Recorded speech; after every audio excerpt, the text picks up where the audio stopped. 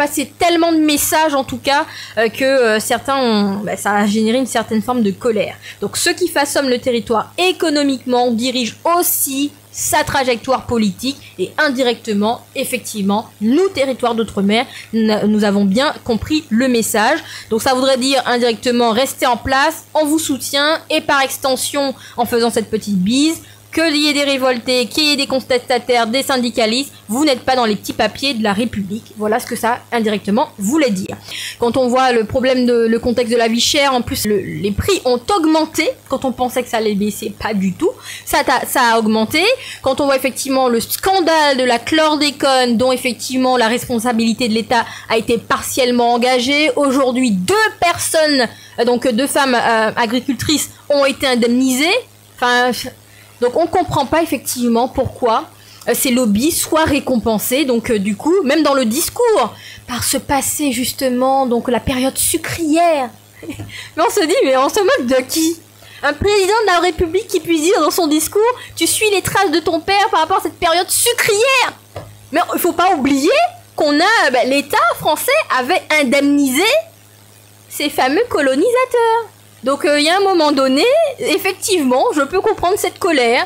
Donc après, est-ce que c'était encore, et c'est là que je rejoins effectivement Aude et Vini qui le disaient tout à l'heure, est-ce que ce n'est pas juste pour mettre en place encore une colère? Ça va faire un gros boom, et puis après ça va retomber. Parce que justement, ils ont compris comment fonctionne la mentalité à la fois antillaise et à la fois ultramarine. C'est comme ça. On peut le dire devant les yeux. Vous pouvez dire Mana et Unito, mais c'est une réalité. Quand on a compris, quand on a des groupes qui connaissent justement les territoires depuis longtemps, eh ben on s'y adapte et on sait comment faire réagir et on sait comment ça va redescendre aussi sec.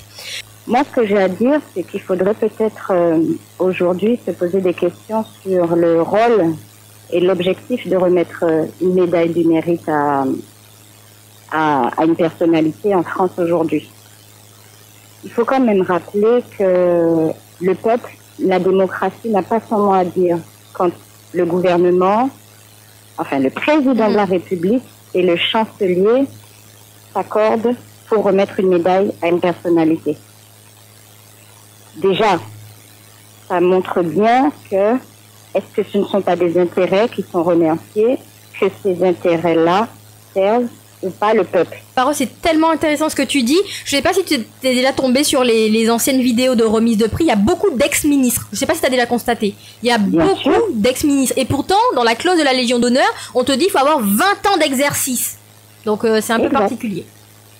Exact, mais ça fait quelques années maintenant que sont remises en cause énormément de médailles du mérite ou Légion d'honneur qui ont été remises à des personnalités en France. Bien sûr.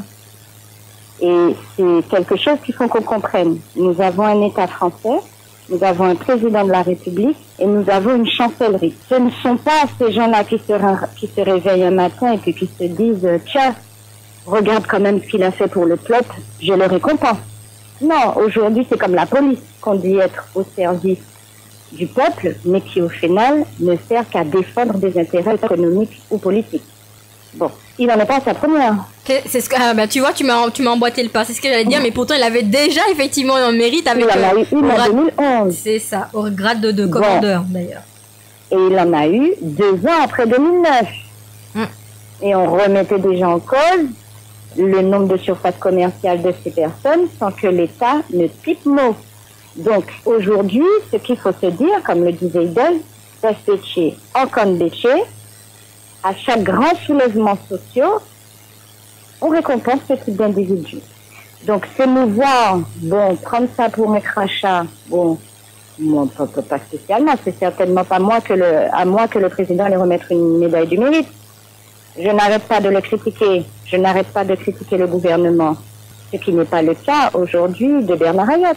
Donc, il fait briller la France, il fait rayonner la France à travers partout où il est implanté, les impôts, les emplois, et puis il fait fonctionner l'appareil de subvention. La boucle est bouclée. On n'a pas un président de la République qui a des valeurs morales, on a un président de la République qui a des valeurs économiques. Sur ce plan-là, est-ce que Bernard Ayotte répond À ses attentes. À ses attentes. Mais bien sûr que oui. Moi, ça ne m'importune pas parce que je n'attends plus rien au fait de ce gouvernement. Ce gouvernement sait très bien qu'il est dans des avantages coloniaux qu'il doit briser. C'est ce que M. Valls avait dit. Bon. Entre-temps, est-ce que le ministre des Outre-mer, est-ce que le chargé, le délégué de la vie chère aux Outre-mer ne pouvait pas dire quand même à Macron, t'as pas peur que ça s'enflamme encore dans les Outre-mer à cause de ça, là? Mais Aude, c'est la loi du plus fort. De le faire.